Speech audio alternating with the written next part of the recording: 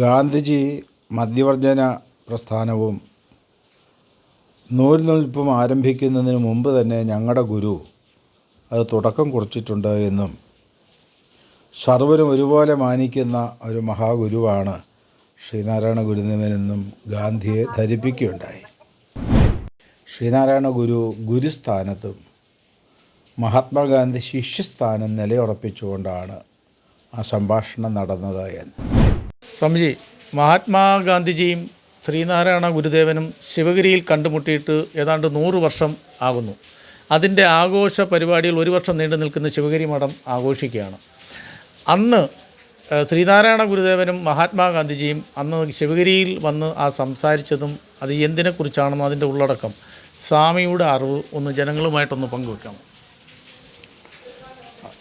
Mahatma Gandhi 1925 March മാസം 12-ാം തീയതിയാണ് ശിവഗിരിയിലെത്തി ശ്രീനാരായണ ഗുരുദേവനെ ദർശിക്കുന്നത്. വൈക്കം സത്യാഗ്രഹം നടക്കുന്ന കാലമായിരുന്നു അത്. ടി.കെ. മാധവൻ തിരുനെൽവേലിയിൽ പോയി മഹാത്മാഗാന്ധിയെ കാണുകയും ആ അവസരത്തിൽ ശ്രീനാരായണ ഗുരുദേവനെ സംബന്ധിച്ച് ഗുരുദേവനെ അവതാര പുരുഷനായി തിയോസഫിക്കൽ സൊസൈറ്റി മംഗളപത്രം നൽകിയിട്ടുണ്ട് എന്നും ഗാന്ധിജി മദ്യവർജന പ്രസ്ഥാനവും നൂൽനൂൽപ്പും ആരംഭിക്കുന്നതിന് മുമ്പ് തന്നെ ഞങ്ങളുടെ ഗുരു അത് തുടക്കം കുറിച്ചിട്ടുണ്ട് എന്നും സർവരും ഒരുപോലെ മാനിക്കുന്ന ഒരു മഹാഗുരുവാണ് ശ്രീനാരായണ ഗുരുദേവനെന്നും ഗാന്ധിയെ ധരിപ്പിക്കുകയുണ്ടായി. ആ സംഭാഷണമാണ് തുടർന്ന് വൈക്കം സത്യാഗ്രഹത്തിന് നിദാനമായി തീർന്നത്. ഗാന്ധിജി വൈക്കത്ത് മാർച്ച് മാസം 9-ാം തീയതി എത്തി. ഇണ്ടംതുരുത്തി നമ്പൂതിരിയുടെ മനയിൽ ഇരുന്ന് ജാതിയുടെ ഐത്തത്തിൻ്റെ നിരർത്ഥതയെക്കുറിച്ച് സംസാരിക്കുവാൻ ഗാന്ധിജി തയ്യാറായി. എങ്കിലും ഇണ്ടംതുരുത്തി നമ്പൂതിരി വൈശ്യനായ ഗാന്ധിജിക്ക് ഭവനത്തിൽ പ്രവേശനം നൽകിയില്ല. വീടിൻ്റെ ഭൂമുഖത്ത് ഒരു പന്തലുണ്ടാക്കി അതിലിരുന്നാണ് സംഭാഷണം നടന്നത്. അങ്ങനെ ജാതിയുടെ തിക്ത അനുഭവമുണ്ടായ ഗാന്ധിയാണ് ശിവഗിരിയിൽ ശ്രീനാരായണ ഗുരുദേവൻ്റെ സന്നിധാനത്തിലെത്തുന്നത്. ശിവഗിരിയിൽ നാനാജാതി മതസ്ഥർ ഒന്നുചേർന്ന് മഹാത്മാഗാന്ധിയെ ശിവഗിരിയിലേക്ക് എതിരേറ്റു. ആലമൂട്ടിൽ ഗോവിന്ദദാസ് നിർമ്മിച്ച വനജാക്ഷി മന്ദിരത്തിന് ഗാന്ധിയാശ്രമം എന്ന് പേര് നൽകി അവിടെ ഇരുന്നാണ് കൂടിക്കാഴ്ച നടക്കുന്നത്. ക്ഷേത്രപ്രവേശനം, സഞ്ചാര സ്വാതന്ത്ര്യം, അയിത്തോച്ചാടനം, വൈക്കം സത്യാഗ്രഹം, മതപരിവർത്തനം തുടങ്ങിയ വിഷയങ്ങളെക്കുറിച്ചെല്ലാം അവിടെ ചർച്ചകൾ നടന്നു. ആ ചർച്ചയ്ക്ക് ശേഷമാണ് ഗാന്ധിയും ഗുരുദേവനും ശിവഗിരിയിലേക്ക് 1 ഫർലോങ് ദൂരെയുള്ള ശിവഗിരി മഠത്തിലേക്ക് പ്രവേശിക്കുന്നു. ശാരദാമഠത്തിൽ ദർശനം നടത്തിയതിന് ശേഷം ശാരദാമഠത്തിന് സമീപമുണ്ടായിരുന്ന വനജാക്ഷി മണ്ഡപമുണ്ട്. ആ മണ്ഡപത്തിലിരുന്ന് വീണ്ടും സംഭാഷണം ആരംഭിച്ചു. അപ്പോഴാണ് ഗാന്ധി പറയുന്നത്, ഗുരുവിൻ്റെ ഒരു ജാതി, ഒരു മതം, ഒരു ദൈവം, മനുഷ്യന് എന്നുള്ള സന്ദേശത്തിൽ മനുഷ്യരുടെ എല്ലാം ദൈവം ഒന്നാണ് എന്നുള്ളത് എനിക്ക് അംഗീകരിക്കാൻ പറ്റും.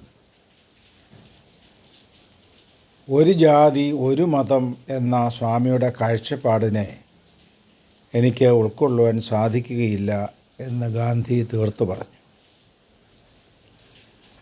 എന്നിട്ട് അടുത്ത് നിന്ന ഒരു മാവിനെ ചൂണ്ടിക്കാണിച്ചുകൊണ്ട് ഗാന്ധി പറഞ്ഞു, ഈ മാവിൻ്റെ ഇലകൾ തമ്മിൽ വ്യത്യാസമുണ്ട്. നീളം കൂടിയതും നീളം കുറഞ്ഞതും, മഞ്ഞയും തളിരിലയും പച്ച ഇലയും ഒക്കെയുണ്ട്. ശാഖകളും ഉപശാഖകളും തമ്മിൽ വ്യത്യാസമുണ്ട്. ഈ മാവിൽ കാണുന്ന വ്യത്യാസം പ്രകൃത്യ രീതിയിലുള്ളതാണ്. അതുപോലെ മനുഷ്യരിലും വ്യത്യാസമുണ്ട്. സ്വാമി പറയുന്ന ഒരു ജാതി സിദ്ധാന്തം എങ്ങനെ ശരിയാകും? ഗുരുദേവൻ അരുളി ചെയ്തു, പലതായി കാണപ്പെടുന്ന എല്ലാ ഇലകളിലും അതിൻ്റെ രസമെടുത്ത് രുചിച്ചു നോക്കിയാൽ ഒരേ ഒരു രസം മാവിൻ്റെ രസമായിരിക്കും. അതുപോലെ എല്ലാ മനുഷ്യരിലും ഉള്ളത് ഒരേ ഒരു ഗുണമാണ്, മനുഷ്യത്വം എന്ന ഗുണമാണ്. അതാണ് മനുഷ്യൻ്റെ ജാതി. മതവിഷയത്തിലും എനിക്ക് സ്വാമിയുടെ അഭിപ്രായ വ്യത്യാസമുണ്ട്.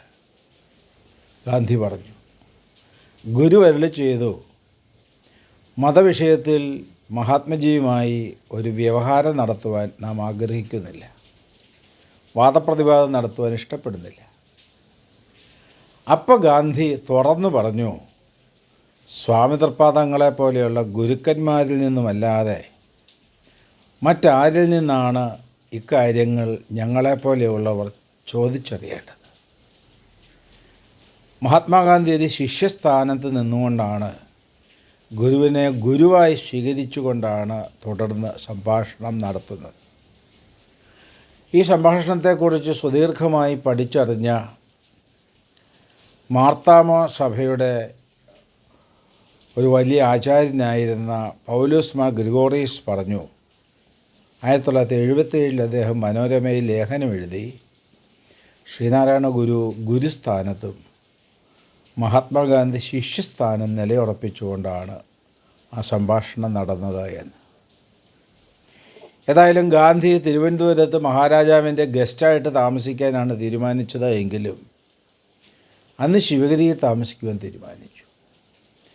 ശിവഗിരിയിലെ വൈദിക മഠത്തിൽ ഗാന്ധിജിയും ഗാന്ധിയോടൊപ്പം ഉണ്ടായിരുന്ന ശ്രീ രാജഗോപാലാചാരി, ഇ.വി. രാമസ്വാമി നായ്ക്കർ, മഹാദേവ ദേശായി, രാമദാസ് ഗാന്ധി തുടങ്ങിയവരെല്ലാം അന്ന് വൈദിക മഠത്തിൽ ഗാന്ധിയോടൊപ്പം ഒരു ദിവസം താമസിക്കുന്നു.